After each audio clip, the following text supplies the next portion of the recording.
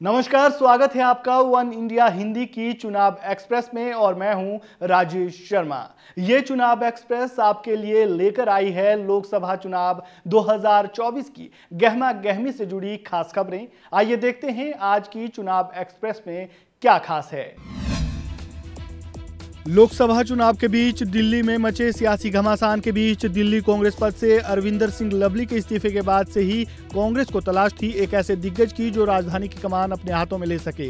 ऐसे में अब पार्टी ने एक बड़ा फैसला लिया है। कांग्रेस ने अरविंदर सिंह लवली के इस्तीफे के बाद देवेंद्र यादव को दिल्ली कांग्रेस का अंतरिम अध्यक्ष बना दिया है। आपको बता दें कि लोकसभा चुनाव के बीच अरविंदर सिंह लवली ने कांग्रेस पार्टी की कार्य प्रक्रियाओं पर सवाल खड़े करते हुए रविवार को इस्तीफा सौंप दिया था।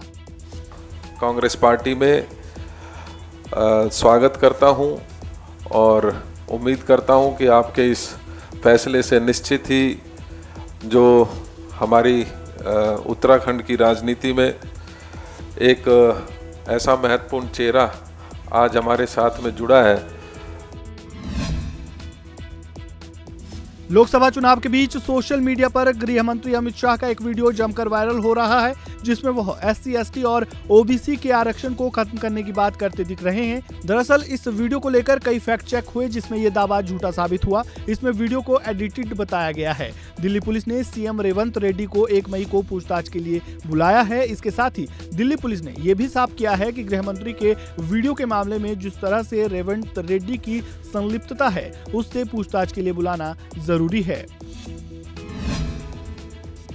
अमित शाह के फेक वीडियो मामले के बाद पीएम मोदी ने भी सोशल मीडिया पर फेक जानकारी फैलाने वालों को कड़ी चेतावनी दी है। साथ ही इंडिया गठबंधन के नेताओं पर भी जमकर निशाना साधा। क्या कुछ कहा, सुनिए।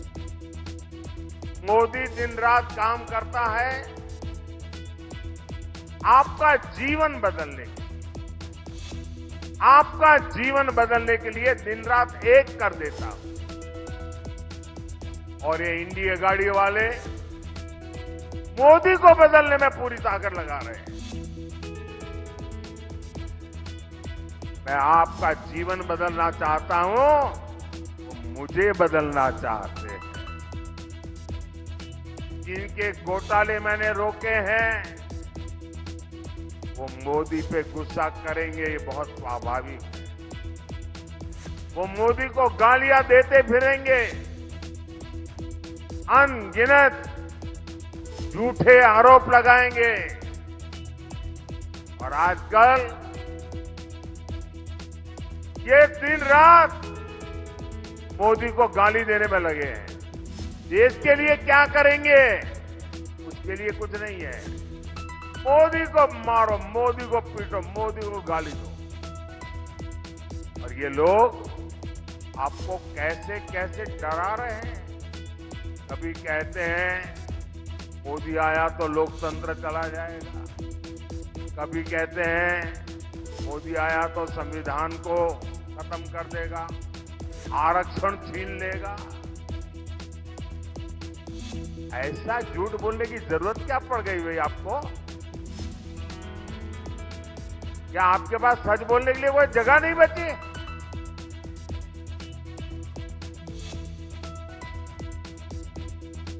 साथियों, आज पार्लियामेंट हो या असेंबली हो,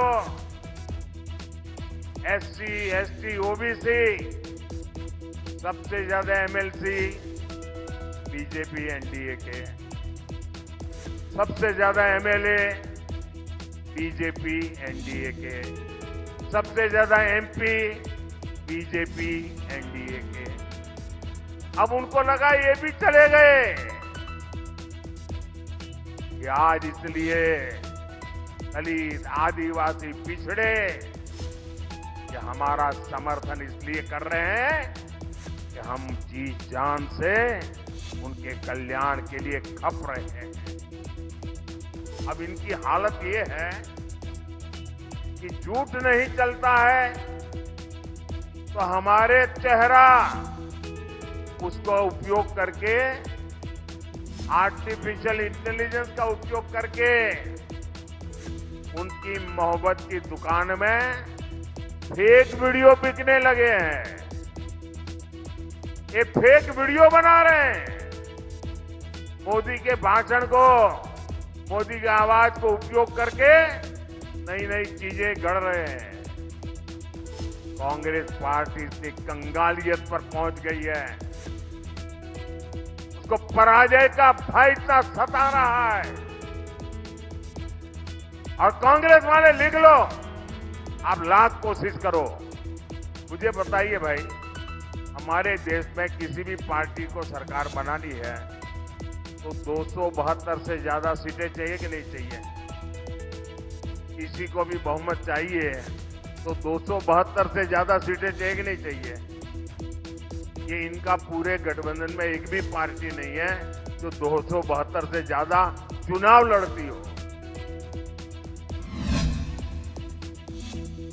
लोकसभा चुनाव के लिए 2 चरणों की वोटिंग खत्म हो गई है। दूसरी और 5 चरणों की लड़ाई हर बार की तरह कड़वाहट पूर्ण दिख रही है।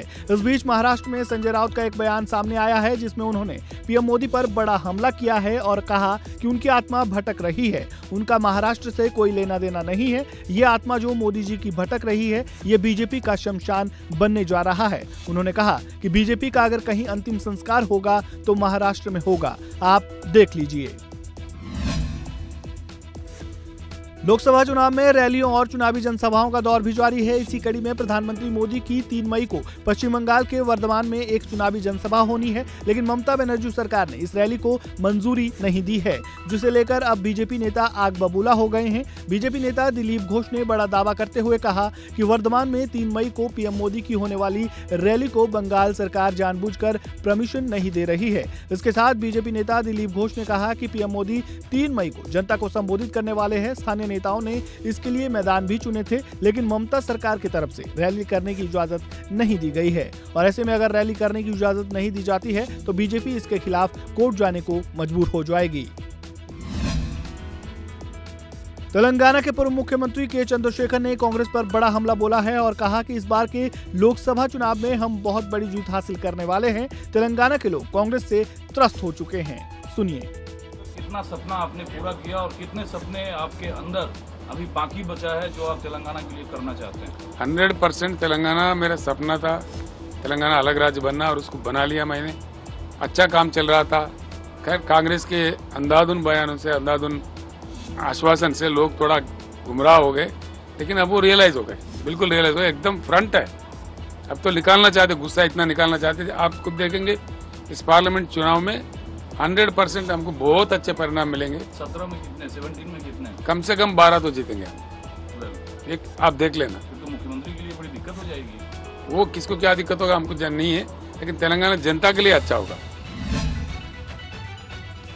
वहीं लोकसभा चुनाव के लिए जनसभाओं का दौर भी जारी है। इसी कड़ी में प्रधानमंत्री नरेंद्र मोदी तेलंगाना पहुंचे और वहीं दूसरी ओर मध्य प्रदेश के मुख्यमंत्री मोहन यादव ने रायसेन में चुनावी जनसभा को संबोधित किया।